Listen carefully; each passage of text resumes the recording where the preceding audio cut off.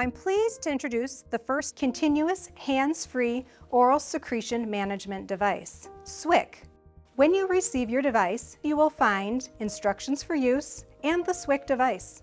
The SWIK is comprised of 4 components: an antimicrobial hydrophilic foam, a blue connector, clear tubing, and a universal connector that attaches to the negative pressure pump. SWIK is as easy to use as 1, 2, 3.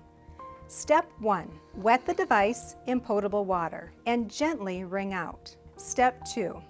Secure the clear tubing over one ear and insert the device into the anterior sulcus of the mouth. Step 3. Attach the universal connector to the negative pressure pump in the wall. You will have to adjust the pressure to meet the patient's needs. Once SWIK is properly placed in the mouth and secretions are flowing through the tubing, rest assured that your patient's oral secretions are being managed for up to 12 hours. Simply monitor your patient by looking in on your patient and noticing that the blue connector is pointing to the sky and that fluids are still flowing through the clear tubing.